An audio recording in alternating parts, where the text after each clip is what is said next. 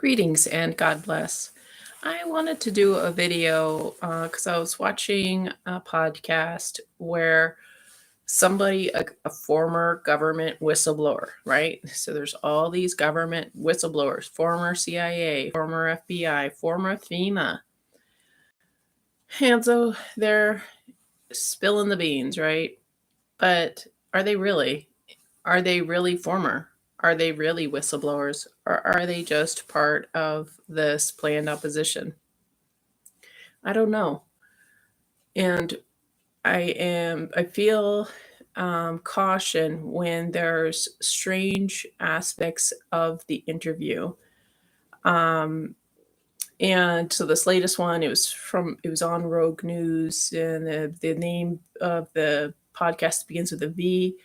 And so what happened with this guy is he would speak in a normal tone, and then he'd go speak in a normal tone, and the whole, like, I listened to maybe 45 minutes or maybe a half hour of him going da da da da da da da da da. Now what does that do? So I was getting kind of aggravated because I was like, what did he say? And it's really annoying because a lot of times people, when they're talking about something, kind of dropping some big news, something that's kind of taboo. So in the workplace, they have a habit of saying, yeah, so and so, blah, blah, blah, right? But we're listening on a podcast with bad mics. People, please speak up when you're telling some big news. Anyway, so this guy was doing this throughout the whole interview. And number one, I don't understand why the host didn't say, hey, can you keep the mic close to you so we hear the rest of your sentence? Like every sentence was unintelligible at the end of this guy. So the fact that this guy was doing this, and I feel like it was a hypnotic induction. It was like this way, that way, this way, that way, right? I mean, I don't know anything really about hypnosis, but I'm wondering if it was some sort of trance-making state of clear audio fading, clear fade, and that the host didn't say anything. That's another thing that I find suspect. When you're watching a real show, the host will say, hey, I lost you, I mean, you like in any normal human conversation, you say, hey, can you fix that? Because my audience can't hear you. So when a supposed truther, especially a truther podcast, it doesn't have those things dialed in, when it seems like nobody's saying anything, like, that's just dysfunctional. That's just a toxic situation where people won't say, hey, I can't hear you. That's messed up. Like, there's something that's not right. Because why are we here if we're missing an entire 50% of your conversation? Like, that's a futile, that's an incomplete, false exchange. If you're just pretending that you hear the person, what are you doing? Are you surfing the net the whole time? I mean, like, so anyways, I look at these podcasts, these shows, these websites through the eyes of somebody who does my own work, who works with people, like, has a professional interaction with people, and they tell me when I can't hear them, or I tell them when they can't hear me.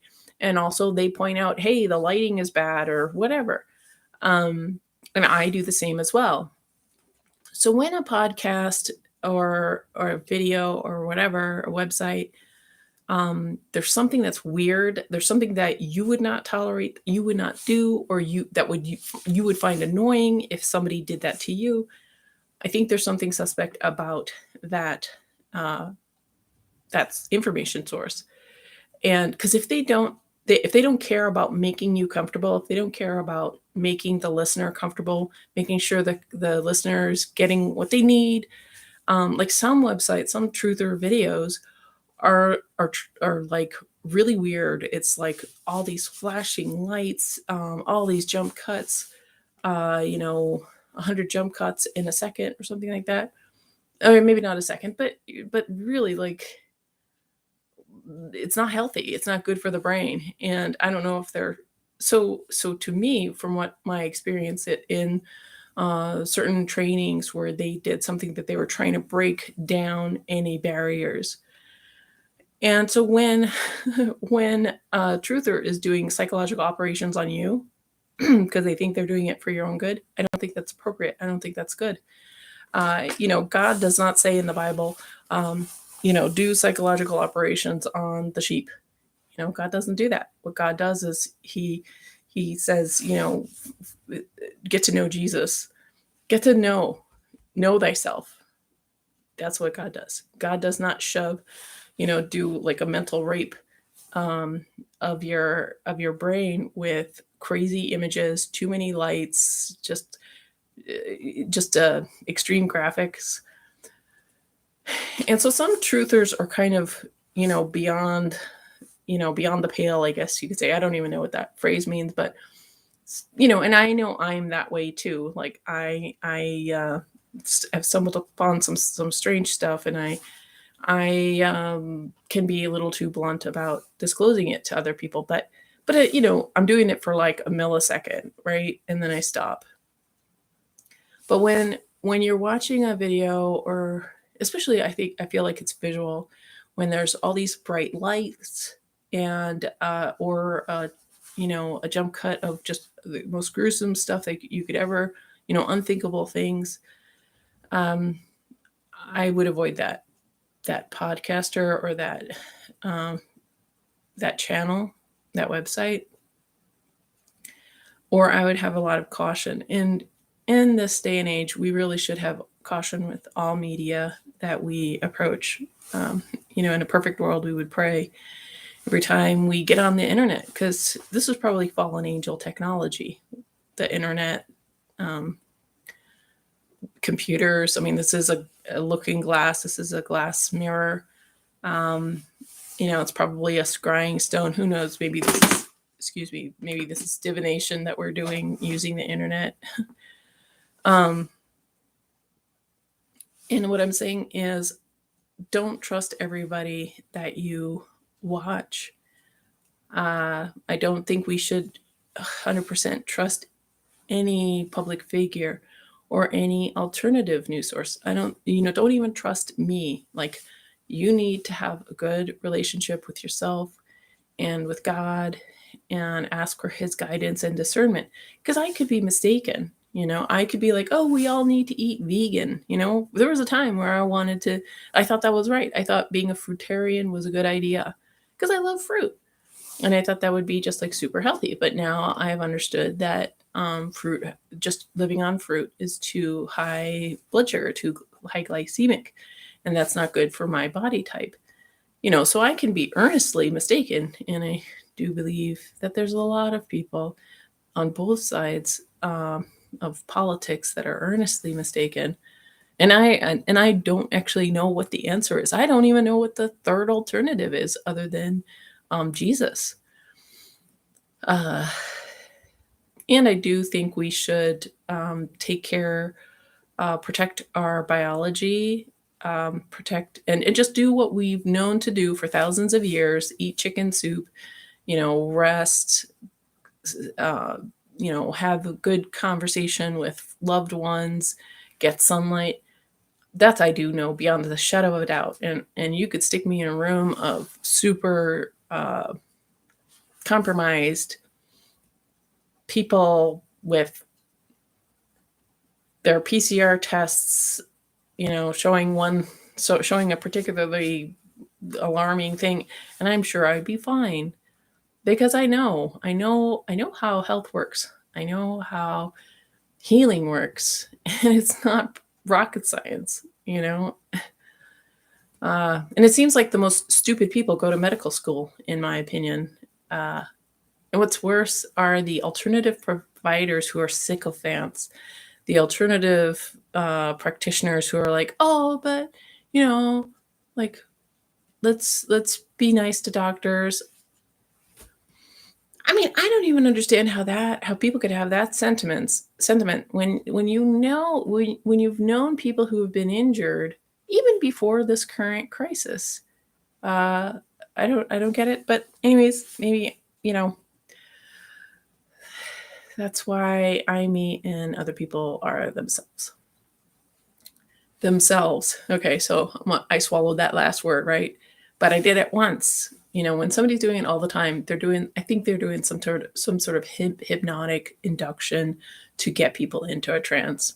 And I think also when there's a podcast that goes, or I even a sermon. There's this one pastor. When I first was learning about Jesus. Well, actually, how I got to learn about Jesus is I really felt like I was under demonic attack. And the thing is, like, I was feeling fine. I wasn't having anxiety. I wasn't feeling under the weather, but I felt like there was something, like a lot of negative vibes um, coming at me. And I had just had a conflict with somebody who was kind of new age Christian. And I think they were sending me bad vibes. And this is just how it felt. So I really, even though I was trained in all sorts of like meditation techniques and clairvoyant kind of stuff, I was praying to Jesus. And um,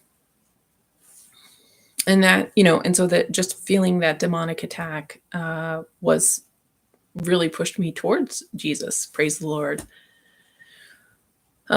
So I forget what my point was, why I went there. My apologies, but um, like, just I think that people are using hypnotic suggestions, and it can't. I mean, to be like a lot of public speakers use hypnotic suggestions. I mean, a lot of new agers are using hypnotic.